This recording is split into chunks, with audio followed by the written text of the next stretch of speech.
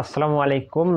আমরা আবারও আরেকটি ভিডিও নিয়ে আমরা হাজির হলাম। তো আজকের ভিডিওতে আমরা শিখব যে অবজেক্ট কি, অবজেক্ট কত প্রকার এবং অবজেক্টগুলো আমরা কিভাবে শনাক্ত করব। তাহলে চলুন ভিডিওটি শুরু করা যাক। তো আমরা মূলত লিখে রেখেছি যে এখানে অবজেক্ট কি এবং অবজেক্ট কিভাবে বের করতে হবে এবং অবজেক্ট কত প্রকার, এখানে সবকিছু রয়েছে। তাহলে আমরা এখানে কি দেখব? তো আমরা মূলত দেখব যে তো এখানে একটা কথা বলে রাখা ভালো যে মূলত অবজেক্ট বের করতে গেলে আমাদেরকে অবশ্যই সবার আগে ভার বের করতে হবে। কি বের করতে হবে? অবশ্যই আমাদেরকে সবার আগে ভার বের করতে হবে। তাহলে আমরা কি বলতে পারি যে অবজেক্ট কাকে বলে? তো আমরা মূলত বলতে পারি যে সাধারণত ভার্বকে কি বলতে পারি? সাধারণত ভার্বকে কি অথবা কাকে, সাধারণত ভার্বকে কি অথবা কাকে দ্বারা প্রশ্ন করলে ভার্বের পরের অংশে যে উত্তর পাওয়া যাবে তাকে কি বলা হবে? অবজেক্ট বলা হবে। ওকে, কি বলতে পারি আমরা? তো সাধারণত ভার্বকে কি বা কাকে দ্বারা প্রশ্ন করলে ভার্বের পরের অংশে যে উত্তরটি পাওয়া যাবে সেটি কি হবে? মূলত অবজেক্ট হবে। এখানে কিন্তু আমি একটা কথা লিখে রেখেছি, তো এটা শর্ত ধরে নিতে পারেন যে আমরা যখন ভার্বকে কি বা কাকে দ্বারা প্রশ্ন করব তখন উত্তরটি অবশ্যই কোথায়? ভার্বের পরে থাকবে। যদি ভার্বের আগে কি বা কাকে দ্বারা প্রশ্ন করার পর উত্তর পান তাহলে কিন্তু তা অবজেক্ট হবে না।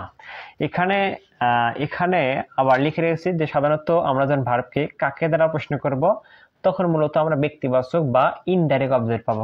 কি পাবো? মূলত কাকে দ্বারা প্রশ্ন করলে ব্যক্তিবাচক বা ইনডাইরেক্ট অবজেক্ট পাবো, এবং কি দ্বারা প্রশ্ন করলে মূলত বস্তুবাচক বা ডাইরেক্ট অবজেক্ট পাবো। বস্তুবাচক বা ডাইরেক্ট অবজেক্ট পাবো। এর মানে আমরা অবজেক্ট ভেদে প্রকার ভেদে বলতে পারি যে অবজেক্ট দুই প্রকার। কয় প্রকার? দুই প্রকার। একটা হচ্ছে ব্যক্তিবাচক বা ইনডাইরেক্ট অবজেক্ট, একটি রয়েছে কি বস্তুবাচক বা ডাইরেক্ট অবজেক্ট। তাহলে আমাদেরকে অবজেক্ট শনাক্ত করার ক্ষেত্রে কি করতে হবে? সবার আগে ভার্ব আইডেন্টিফাই করতে হবে। এরপর ভার্বকে প্রশ্ন করব কি অথবা কাকে দ্বারা। যখন ভার্বকে কি বা কাকে দ্বারা প্রশ্ন করব তখন মূলত ভার্বের পরের অংশ কি পাবো? আমরা মূলত হচ্ছে অবজেক্ট পাবো। যেমন আমরা এখানে বলতে পারি যে উই লার্ন ইংলিশ। কি বলতে পারি? যে উই লার্ন ইংলিশ। তাহলে এই বাক্যের মধ্যে লার্ন এটা মূলত হচ্ছে কি ভার্ব।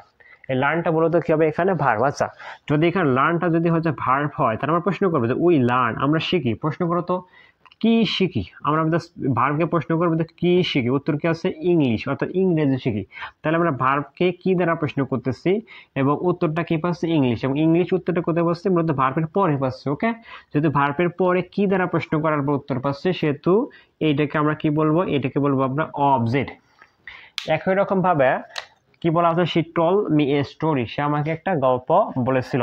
এখানে টোল্ড এটা হচ্ছে কি ভার্ব। টোলটা কি হবে? ভার্ব। প্রশ্ন করো যে কাকে বলেছিল, কি বলবো? যে কাকে বলেছিল, উত্তর আছে মি বা আমাকে বলেছিল। তো ভার্বকে কাকে দ্বারা প্রশ্ন করলে ভার্বের পর অংশে যদি উত্তর পাই সেটা কি হতে পারে? অবজেক্ট হতে পারে। তার মানে এই মিটা হচ্ছে কি, এখানে মিটা হচ্ছে অবজেক্ট। আবার প্রশ্ন করো যে বলেছিল, বললাম আমাকে যে বলেছিল না, সে টোল মি, সে আমাকে বলেছিল। আমি প্রশ্ন করো কি বলেছিল, প্রশ্ন করবো কি বলেছিল, কি বলেছিল, উত্তর আছে কি এ স্টোরি, উত্তর আছে কি এ স্টোরি। তার মানে এ স্টোরিটা যখন আমরা ভার্বকে কি দ্বারা প্রশ্ন করতেছি তখন কি পাচ্ছি? এ স্টোরি উত্তরটা পাচ্ছি। অতএব আমরা এ স্টোরিকে কি বলতে পারি? অবজেক্ট বলতে পারি। তার মানে বলতে পারি এই বাক্যের মধ্যে দুইটা অবজেক্ট রয়েছে। কেন দুইটা অবজেক্ট? কারণ আমরা এখানে কাকে দ্বারা প্রশ্ন করলে আমি উত্তর পাচ্ছি এবং কি দ্বারা প্রশ্ন করে এ স্টোরি উত্তর পাচ্ছি। তার মানে আমরা এখানে বলতে পারি মিট হচ্ছে অবজেক্ট 1 এবং এটাকে কি বলতে পারি? অবজেক্ট 2।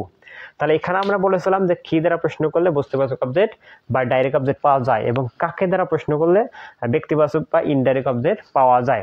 তাহলে দেখো প্রথম যে বাক্যের মধ্যে আমরা কি দ্বারা প্রশ্ন করলে ইংলিশ উত্তরটা পাইছিলাম, এটা কি হবে? এটা মূলত হবে বস্তুবাচক, অর্থাৎ বস্তুর সমতুল্য ধরতে বস্তুবাচক বা ডাইরেক্ট অবজেক্ট। বস্তুবাচক বা কি বলতে পারি? আমরা ডাইরেক্ট অবজেক্ট বলতে পারি। এবং এখানে যে মিটা কাকে দ্বারা প্রশ্ন করলে মিকে আমরা কি বলতে পারি?